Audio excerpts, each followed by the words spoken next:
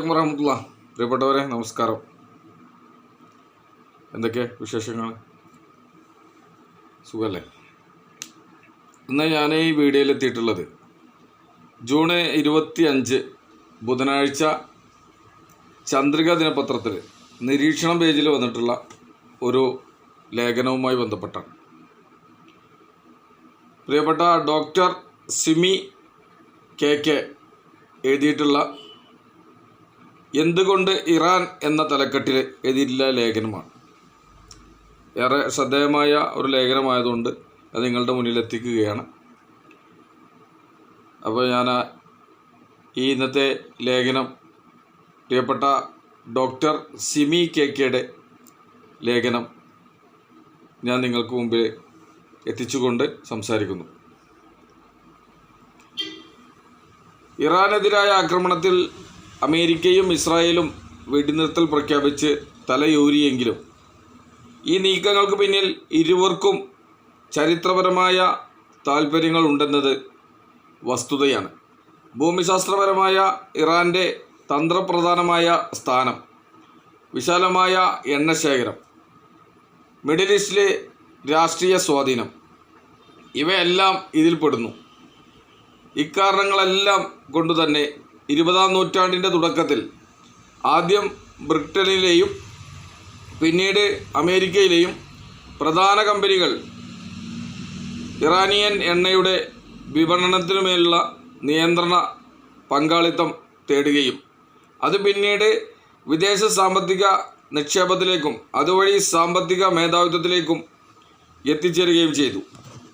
പാശ്ചാത്യ താൽപ്പര്യങ്ങൾക്ക് വിരുദ്ധമായി 1951 അന്നത്തെ ഇറാൻ പ്രധാനമന്ത്രി മുഹമ്മദ് മൊസാദേഗിൻ്റെ കാലത്ത് നടന്ന ആംഗ്ലോ ഇറാനിയൻ ഓയിൽ കമ്പനിയുടെ ദേശസാൽക്കരണം ബ്രിട്ടീഷ് അമേരിക്കൻ താൽപ്പര്യങ്ങൾക്ക് ഭീഷണിയായി.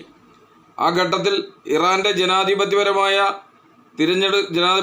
തിരഞ്ഞെടുക്കപ്പെട്ട പ്രധാനമന്ത്രി മുഹമ്മദ് മൊസാദേഗിനെ വ്യാജമായ ആരോപണങ്ങൾ ഉയർത്തി 1953 CIA പിന്തുണയോടെ നടന്ന അട്ടിമറിയിലൂടെ പുറത്താക്കുകയും പാശ്ചാത്യ അനുകൂല നിലപാടുള്ള ഷാ മുഹമ്മദ് റസ പഹ്ലവിയെ ഭരണാധികാരിയായി കൊണ്ടുവരികയുമാണ് ഉണ്ടായത്.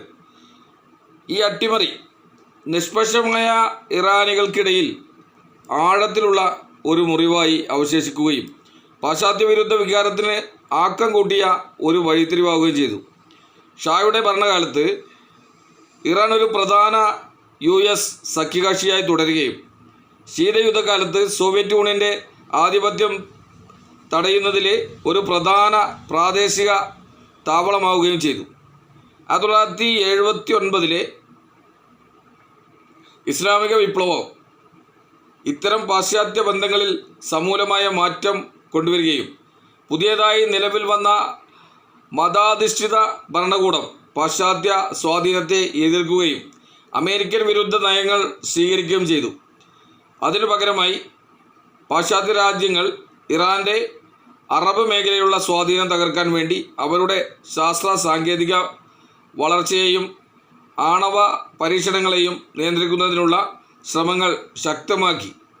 അറബ് മേഖലയിൽ ഇറാനുള്ള സ്വാധീനവും പിന്തുണയും തിരികെ ലഭിക്കാതിരിക്കാനുള്ള കാര്യങ്ങളിൽ കൂടുതൽ ശ്രദ്ധ കേന്ദ്രീകരിക്കുകയും ചെയ്തു. ഇക്കാര്യത്തിൽ മാത്രം ലക്ഷ്യമിട്ട് അമേരിക്കയും യൂറോപ്യൻ യൂണിയനും ഇറാനെതിരെ നിരവധിയായ ഉപരോധങ്ങളും വ്യാപാര പ്രതികാര നടപടികളും പിന്നീട് അടിച്ചേൽപ്പിക്കുകയുണ്ടായി.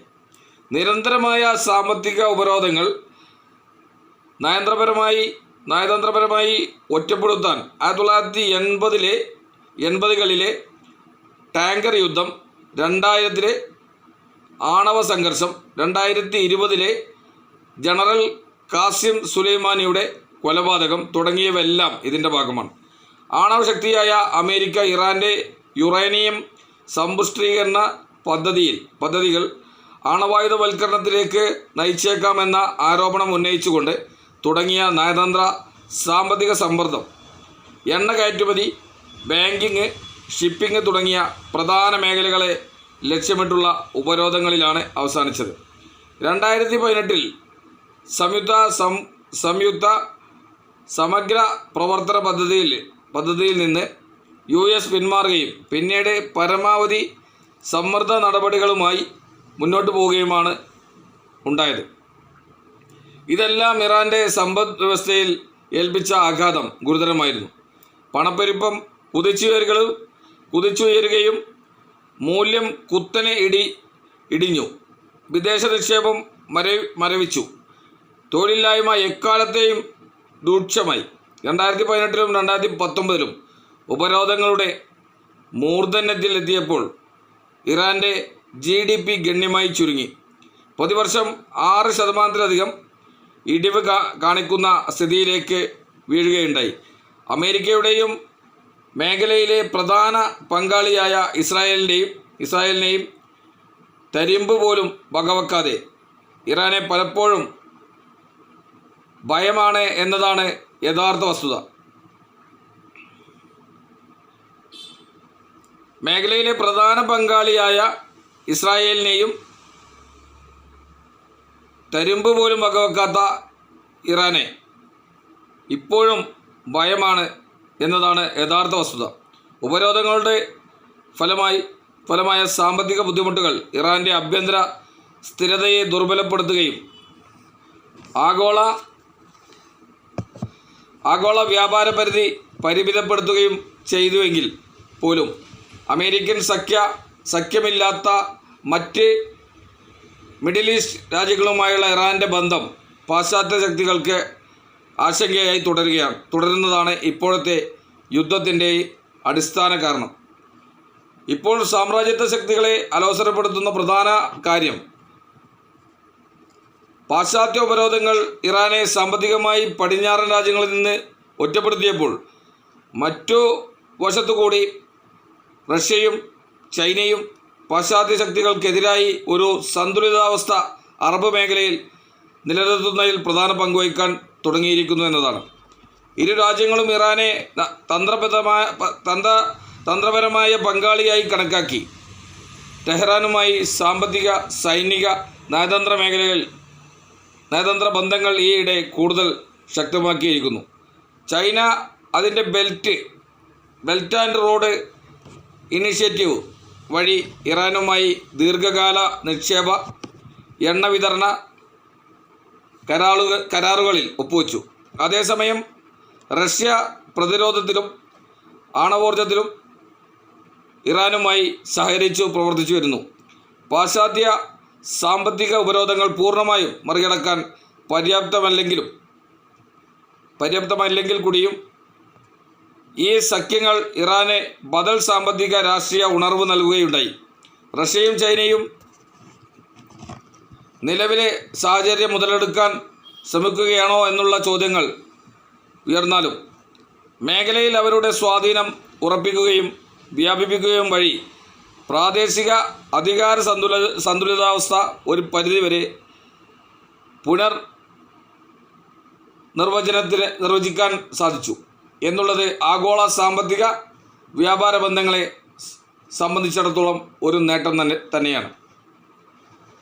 ഫലസ്തീൻ്റെ ചെറുത്തുനിൽപ്പ് പിന്തുണ നൽകുന്നതിൻ്റെ പേരിൽ മാത്രം ആണവായുധം ഉൾപ്പെടെയുള്ള ആരോപണങ്ങൾ മുൻനിർത്തി ഇസ്ലാമിക വിപ്ലവത്തിന് ശേഷം അമേരിക്കയോട് മുഖം തിരിച്ചു നിൽക്കുന്ന ഇറാന് പോലുള്ള ഭരണമാറ്റ ഭീഷണി പതിറ്റാണ്ടുകളായി നിലനിന്ന് വരുന്നതാണ്. ഫലസ്തീൻ വിമോചനത്തോടുള്ള ഇറാൻ്റെ പ്രതിബദ്ധത വൈകാരികമോ പ്രതീകാത്മകമോ അല്ല എന്നുള്ളത് ഫലസ്തീനികളുടെയും അവരുടെ ശത്രുക്കളുടെയും പോലും വാക്കുകളിൽ വ്യക്തമായി മനസ്സിലാക്കാൻ കഴിയും. Popular front for the liberation of ഫലസ്തീനിൻ്റെ ജനറൽ സെക്രട്ടറി വെളിപ്പെടുത്തിയതുപോലെ ഇസ്രായേൽ അധിനിവേശത്തിനെതിരെ പോരാടുന്ന എല്ലാ ഫലസ്തീൻ വിഭാഗങ്ങൾക്കും പരിശീലിപ്പിക്കാനും ധനസഹായം നൽകാനും അവരുടെ പരിമിതികൾക്കുള്ളിൽ കൊണ്ടുതന്നെ വളരെയധികം ശ്രമിച്ചിട്ടുണ്ട്. ഇറാൻ, സിറിയ, ലെബനോൻ, ഗാസ എന്നിവിടങ്ങളിലായി കൊടുത്തുവരുന്ന പരിശീലനങ്ങളിലൂടെ ഫലസ്തീൻ പോരാളികൾക്ക് പ്രതിരോധ മാർഗങ്ങൾ സ്വീകരിക്കാൻ സജ്ജരാക്കി. അന്തരിച്ച ഹമാസ് നേതാവ് സ്വാലിഹ് അൽ അരൂരിയുടെ വാക്കുകൾ പ്രകാരം ഫലസ്തീൻ വിമോചനത്തിനായി പ്രത്യേകമായി ബജറ്റ് തയ്യാറാക്കിയ ലോകത്തിലെ ഏക രാഷ്ട്രം ഇറാനായിരുന്നു. ഇതെല്ലാമാണ് ഇറാനെ അമേരിക്കയുടെ നോട്ടപ്പുള്ളിയാകുന്നതും. ഇപ്പോൾ ഇസ്രായേലിനെ മുൻനിർത്തി മേഖലയിലെ സ്വാധീനം നഷ്ടപ്പെടാതെ നോക്കാൻ ശ്രമിക്കുന്നതിൻ്റെ പിന്നിലുള്ള യഥാർത്ഥ